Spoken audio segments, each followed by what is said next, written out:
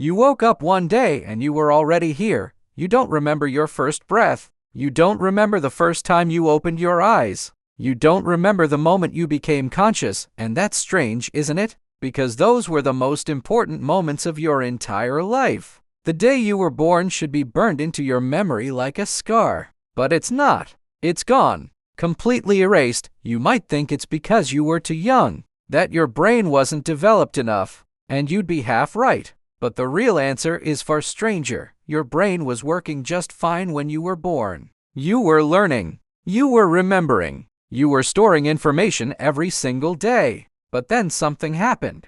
Something your brain did on purpose. It deleted everything. This is called childhood amnesia. And it doesn't just affect you. It affects every human being on the planet. No one remembers being born. No one remembers being 1 year old. Most people don't remember anything before the age of 3 or 4, and for over a century, scientists couldn't figure out why. Some thought it was because babies don't have language yet, that without words, memories can't form. But that theory fell apart when researchers discovered that babies as young as 6 months old can form memories. They can remember faces. They can remember routines. They can even remember specific events.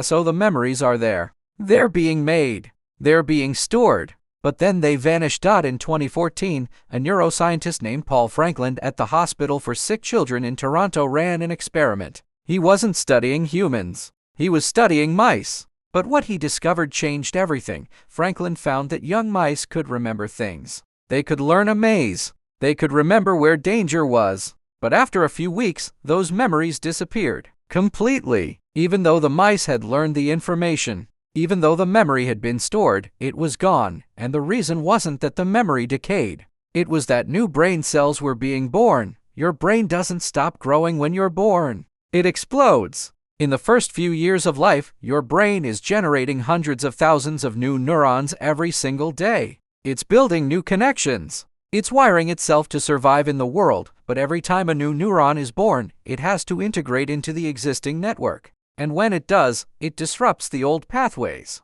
It rewrites the map.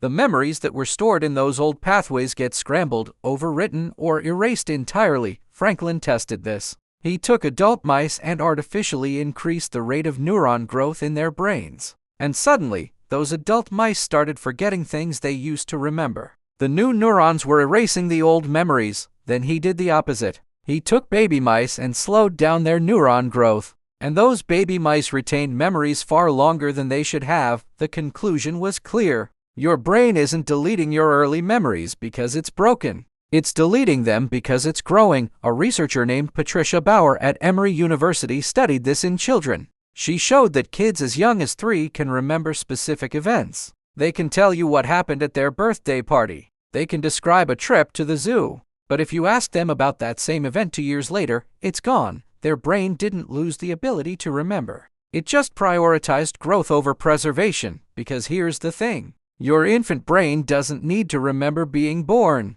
It doesn't need to remember what the hospital room looked like or what your mother's voice sounded like the first time you heard it. What it needs is to learn fast. It needs to learn how to recognize faces, how to understand language, how to move your body, how to survive, and to do that, it has to build new circuitry at a rate that's almost violent. Millions of new connections every single day. And every new connection reshapes the landscape. The old maps get destroyed to make room for the new ones. By the time you're 7, your brain has mostly stopped producing new neurons in the hippocampus, the part of your brain responsible for forming memories. And that's when your memories start to stick. That's when you start to remember your life in a continuous thread. But everything before that, it's gone. Not because it didn't matter, but because your brain decided that becoming who you are mattered more than remembering where you came from.